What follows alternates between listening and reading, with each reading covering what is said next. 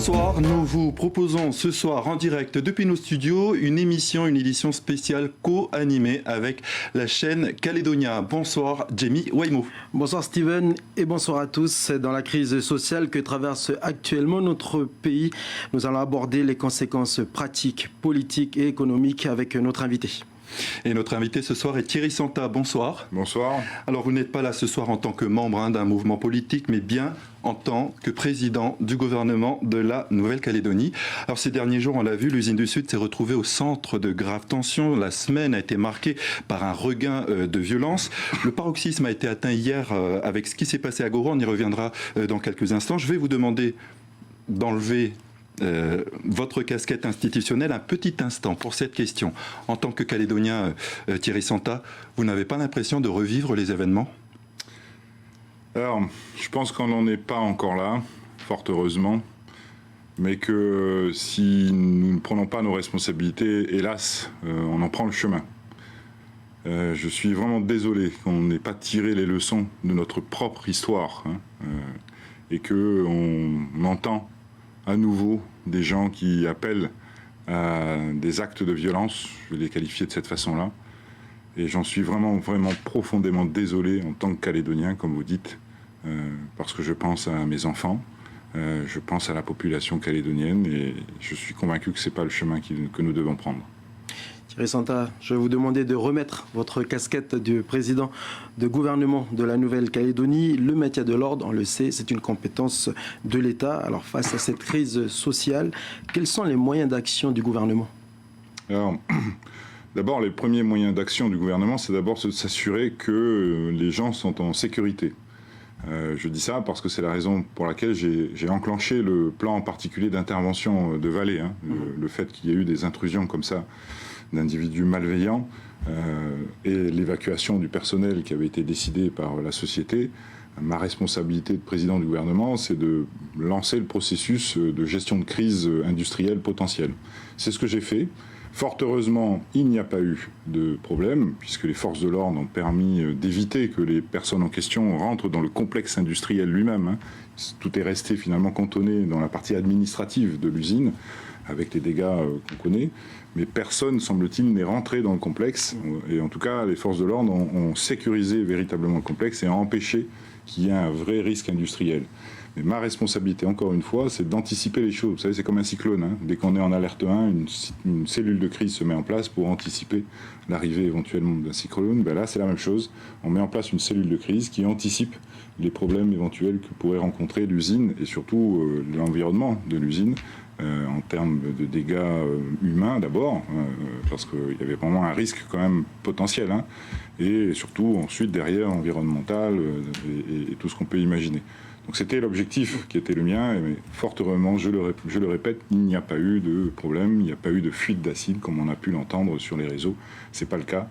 Tout va bien, tout est sécurisé et il n'y a plus de risque industriel à proprement parler.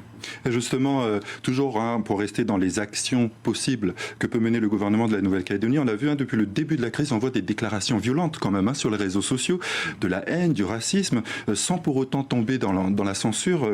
Est-ce que vous, au niveau du gouvernement de la Nouvelle-Calédonie, vous avez autorité pour saisir Facebook notamment ?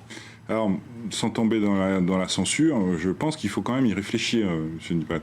Parce que quand je vois effectivement ce qui circule sur les réseaux, les messages d'une violence qui est parfois incompréhensible, la désinformation qui circule et qui est là justement pour alimenter ces messages un peu... On voit des armes, on a vu des armes aussi. Des armes, en l'occurrence. Peut-être qu'il va falloir réfléchir à envisager, comme c'est le cas en métropole, je vous rappelle qu'une loi est en cours d'étude au niveau du Parlement national pour justement sanctionner ce genre de messages sur les réseaux sociaux. Je pense que c'est quelque chose qu'il faut qu'on envisage clairement ici en Nouvelle-Calédonie aussi, parce que, hélas, c'est un outil qui n'existait pas il y a une trentaine d'années, si vous voyez à quoi je fais référence. Donc si par malheur on se retrouve dans la même situation, je suis convaincu que c'est quelque chose qui peut amplifier très rapidement. Comment le gouvernement calédonien peut intervenir sur... Éventuellement par un projet de loi pour statuer sur ce sujet et envisager des mesures coercitives si des messages de ce genre apparaissent à nouveau sur les réseaux. C'est quelque chose sur lequel il va falloir qu'on se penche. Oui. On se rend compte que les réseaux sociaux ont pris la place de la parole, du dialogue, peut-être où nos élus sont absents pour le dialogue. Comment renouer le dialogue pour justement contrer ce que l'on peut voir sur les réseaux sociaux? On a l'impression que vous communiquez par médias interposés, voire même par réseaux sociaux contre-interposés. Alors, je ne suis pas tout à fait d'accord avec vous sur le fait que les élus sont absents du dialogue, hein. Je rappelle qu'on a participé à toutes les réunions qui ont été organisées sur le sujet de Valais en particulier, déjà depuis le début de la table ronde. Les premières réunions de Le Prédour ont été consacrées déjà à ce sujet. À nouveau, donc hier soir, on était avec le haut-commissaire en visioconférence avec le ministre, où bien entendu ce sujet a été discuté. Donc je ne peux pas laisser dire qu'on n'est pas dans une démarche de dialogue. Et je suis surtout intimement convaincu que c'est la seule façon de sortir de la situation dans laquelle on se trouve. C'est certainement pas en mettant de la violence en face de la violence, hein. Je veux dire, il faut que les gens comprennent bien cela, même si ça ne fait pas forcément plaisir à tout le monde quand je dis ça, parce que je comprends aussi l'exaspération profonde de la population calédonienne qui subit ces blocages, ces agressions, ces violences verbales, même physiques parfois. Il va falloir vraiment qu'on comprenne que la seule façon de sortir de la situation dans laquelle on se trouve, c'est une solution politique. Et une solution politique, c'est le dialogue, c'est la recherche d'un compromis. Ce n'est que comme ça qu'on sort de ce genre de situation. Alors vous parlez d'exaspération. L'exaspération des Mandoriens, on l'a vu, hein, est palpable aujourd'hui. Il y a des gens qui sont pris en otage, hein, sans pour autant être dans un camp ou dans l'autre et qui ce soir sont en souffrance. Que leur dites-vous ce soir aux Mandoriens? C'est même pas ce soir, ça fait déjà plusieurs jours qu'ils sont en souffrance. Et effectivement, ce sont ceux, je suis convaincu, qui subissent le plus la situation dans laquelle nous vivons, avec le blocage de la route provinciale qui traverse Saint-Louis et Rocheliane. Je leur dis qu'il faut qu'ils respectent malgré tout l'état de droit, autrement dit que ce sont les forces de l'ordre qui doivent gérer ce genre de situation. Elles sont formées pour, elles sont équipées pour, c'est pas la population qui doit intervenir à la place des forces de l'ordre, que nous mettons tout en œuvre pour essayer de régler cette situation, encore une fois, d'un point de vue politique. Je rends hommage aux efforts du maire du Mont-d'Or, hein, Monsieur Le Courrieux, qui fait tout également par des discussions, par des échanges avec les responsables coutumiers pour trouver des solutions pacifiques et permettre à nouveau une circulation sur ce tronçon de route. Mais encore une fois, je comprends véritablement la situation qu'ils vivent et les difficultés auxquelles ils sont confrontés et je compatis à tout cela. Mais je leur demande encore d'avoir de la patience pour qu'on puisse trouver les manières de sortir par le haut de la situation dans laquelle nous nous trouvons. Pour parler d'unité, de dialogue et de cohésion, les membres indépendantistes du gouvernement vous accusent de ne pas respecter la collégialité en laissant certains gendarmes écourter leur quatorzaine. Que leur répondez-vous? Alors, j'ai vu ça, et j'ai lu, j'ai entendu aussi un certain nombre de remarques face à cette décision qui a été la mienne, que j'assume totalement. Je ne peux pas comprendre que les Calédoniens puissent penser qu'après 9 mois d'efforts, ça fait 9 mois que je me bats pour que la Calédonie reste Covid-free, que ce virus ne rentre pas en Nouvelle-Calédonie. Ça nous coûte une fortune, ça demande des efforts à tout le monde. Je ne peux pas imaginer qu'on me soupçonne d'envisager de permettre l'entrée de ce virus en Nouvelle-Calédonie. Mais monsieur Santa, vous reconnaissez tout de même que votre décision d'alléger la quatorzaine des gendarmes a en quelque sorte jeté de l'huile sur le feu, notamment auprès des coutumiers? Non, je ne peux pas laisser dire ça, monsieur Nipat. Je suis désolé. La décision que j'ai prise, elle a été mûrement réfléchie et bien intégrée dans son efficacité contre l'introduction de ce virus. Il a été décidé de permettre à des gendarmes qui sont immunisés du virus, c'est-à-dire qui ont été contaminés il y a quelques semaines, quelques mois, et qui ont développé des anticorps qui aujourd'hui ne peuvent plus être contaminés, d'une part, et un test, ça s'appelle un test sérologique qui permet de déterminer ça, et ensuite un test PCR qui prouve qu'ils n'ont plus le virus, ils ne sont plus porteurs du virus. Donc je vais vous dire, ces gendarmes qui sont sortis il y a 2 jours, c'est les plus sûrs de Calédonie. C'est ceux qui sont plus porteurs du virus et qui ne peuvent plus être contaminés par le virus. Et donc c'est sur la base de cette réflexion et de cette analyse scientifique que la décision a été prise. Et ce qu'il faut que vous sachiez, et c'est là où je suis vraiment un peu mécontent de la réaction de mes collègues indépendantistes, c'est que ce sujet a déjà été discuté au gouvernement et que nous avions envisagé d'utiliser ce protocole pour les médecins, pour les infirmiers, à une époque où on avait du mal à faire venir les personnes rapidement comme on en avait besoin en Calédonie. Et que le choix a été de dire soit tout le monde, soit personne. Là, nous sommes face à une situation de crise en matière d'ordre public.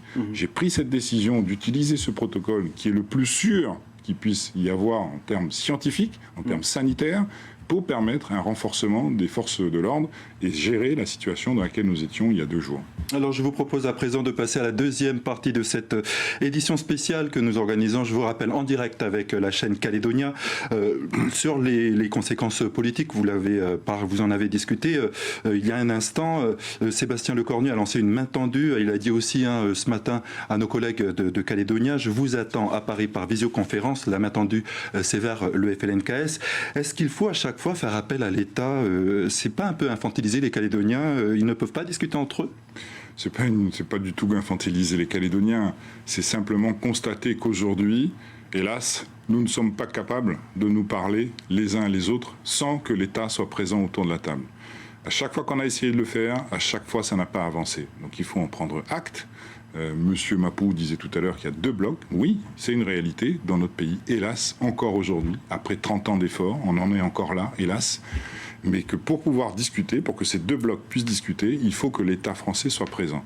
C'est comme ça fonctionne comme ça depuis toujours en Nouvelle-Calédonie, en tout cas depuis très longtemps.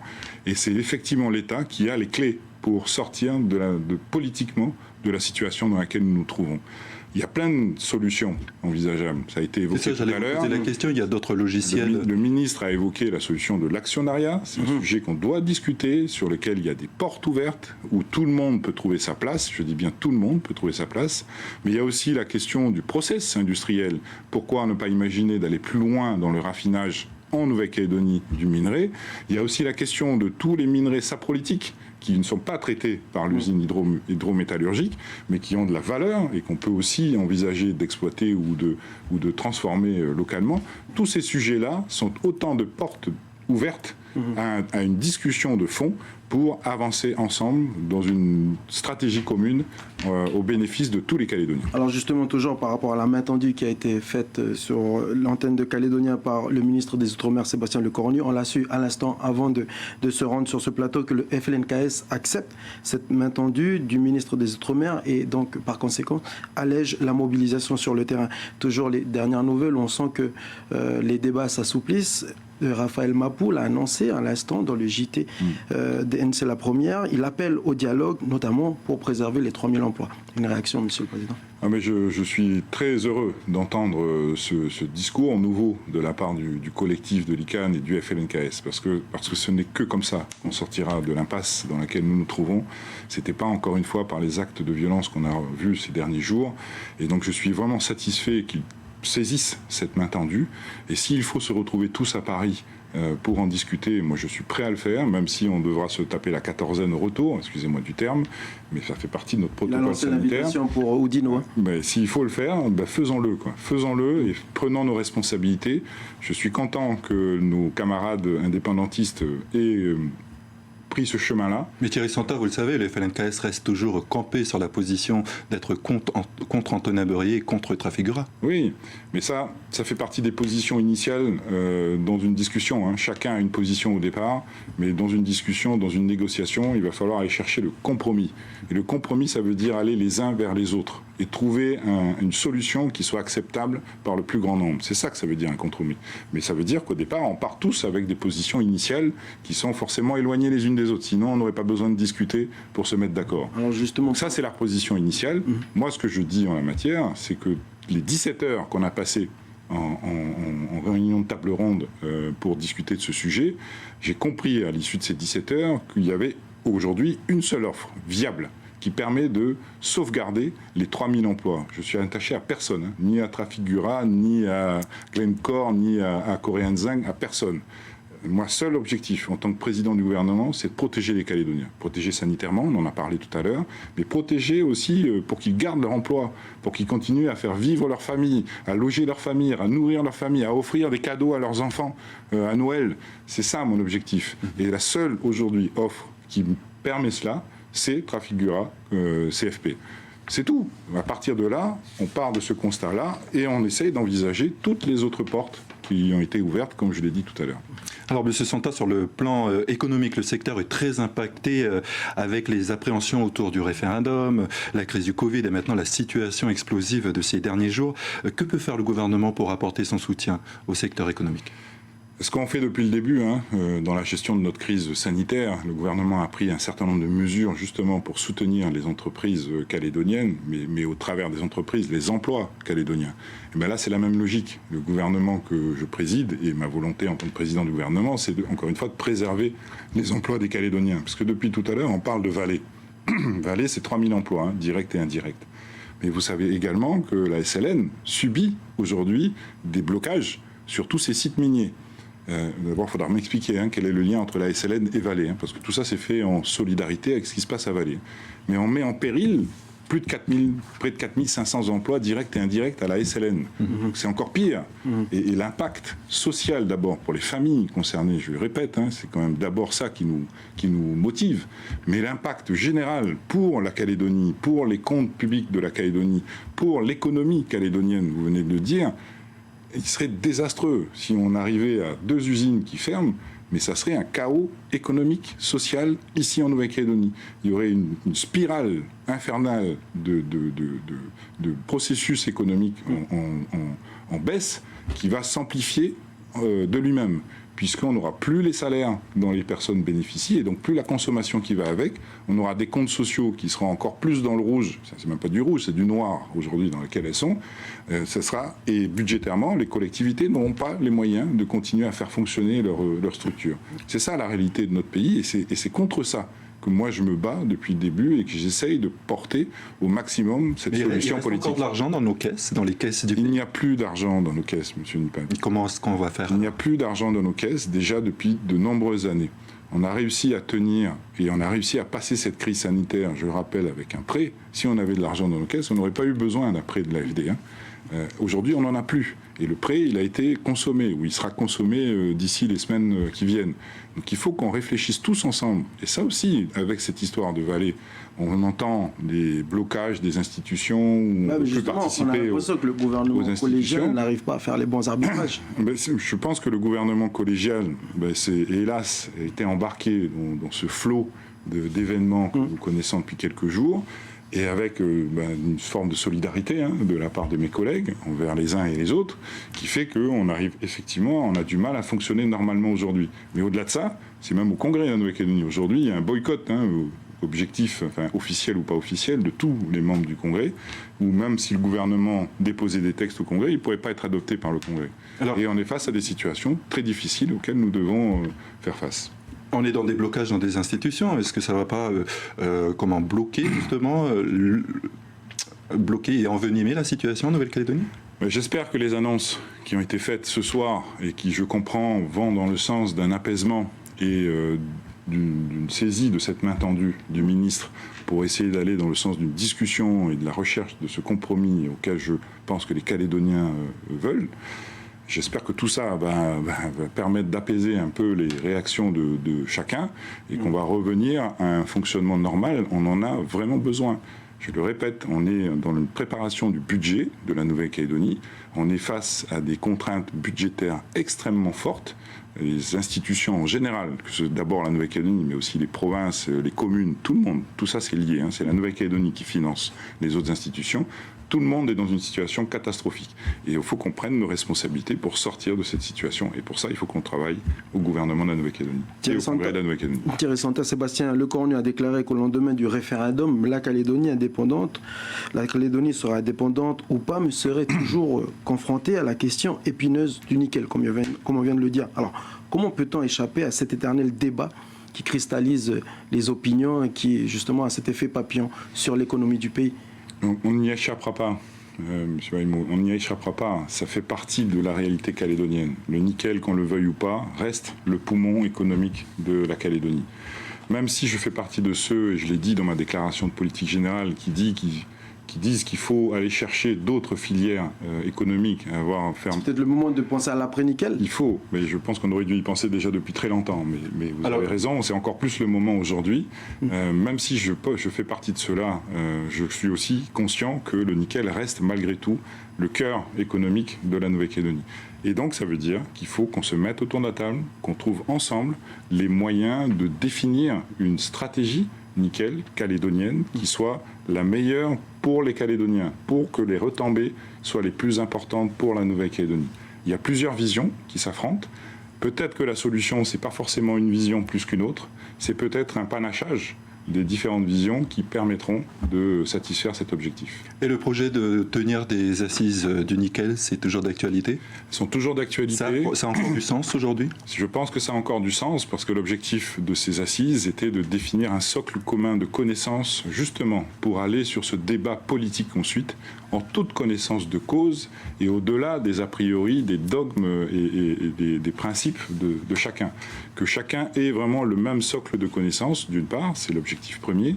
Deuxième objectif, c'était de faire connaître le nickel calédonien au niveau international, puisque ces assises se font avec des intervenants extérieurs, internationaux, et l'objectif, c'est que la qualité du nickel calédonien, dans tous les sens du terme, en tant que minerai lui-même, mais aussi en tant que nickel vert, c'est respectueux de l'environnement, respectueux des règles sociales, n'est peut-être pas encore suffisamment apprécié au niveau international, et c'était aussi un des objectifs de ces assises. Et donc, je souhaite qu'elles se poursuivent et que rapidement, derrière, on puisse entamer ces discussions plus politiques. Alors Thierry Santa, on l'a vu, ce soir rien n'est réglé. Pour terminer cet entretien, Thierry Santa, donc président du gouvernement de la Nouvelle-Calédonie, quel message est-ce que vous souhaitez passer aux Calédoniens ? Un peu tout ce que j'ai dit ce soir. Je veux dire, il faut que les Calédoniens ne se laissent pas manipuler par toutes les informations qu'ils peuvent entendre ou voir ou lire sur les réseaux en particulier, mais même les médias, hélas. Quand je vois l'article du journal aujourd'hui qui dit qu'il y a eu des affrontements à Bourail, alors que je sais pertinemment qu'il n'y a eu aucun affrontement, et vous l'avez dit dans votre reportage, hélas, que les Calédoniens fassent la part des choses, ne se laissent pas embarquer par ces messages de haine, ces messages de violence, qu'ils nous fassent confiance. On a été élus pour ça, les élus, on a cette responsabilité-là. Je suis heureux, je le répète, que le discours ait un peu évolué en face et que maintenant tout le monde ait ce souhait d'aller vers cette discussion qui est, encore une fois, la seule façon de sortir de la situation dans laquelle nous nous trouvons. La violence, c'est fini, ça n'existe plus, mais dans le monde, imposer sa politique par la violence, nous ne laisserons pas faire, mais l'État ne laissera pas faire, mais l'ONU ne laissera pas faire. Le monde dans lequel nous vivons, on n'est plus là pour imposer sa doctrine ou sa volonté politique par la violence dans un pays comme la Nouvelle-Calédonie. Ça, il faut en être bien conscient et il faut donc trouver les voies du dialogue et échanger tous ensemble. Et pour finir, vous savez, depuis tout à l'heure, je parle en tant que président du gouvernement. Mais je voudrais juste changer ma casquette quand même, si vous voulez bien, en tant que président du rassemblement. J'ai vraiment le sentiment, la volonté et le sentiment de responsabilité et la volonté de rester dans les pas de mes illustres prédécesseurs. C'est le rassemblement qui a permis à la Calédonie de sortir de la guerre civile et de rentrer dans la paix et de vivre en paix pendant les 30 dernières années. Et c'est ma volonté profonde. Je veux poursuivre ce chemin que mes illustres prédécesseurs ont tracé. Nous arrivons donc à la fin de cette émission que j'ai eu le plaisir de co-présenter avec Steven Nipat. Merci. Thierry Santa, notre invité, merci d'avoir accepté l'invitation. Et merci et très bonne soirée à vous. La prochaine.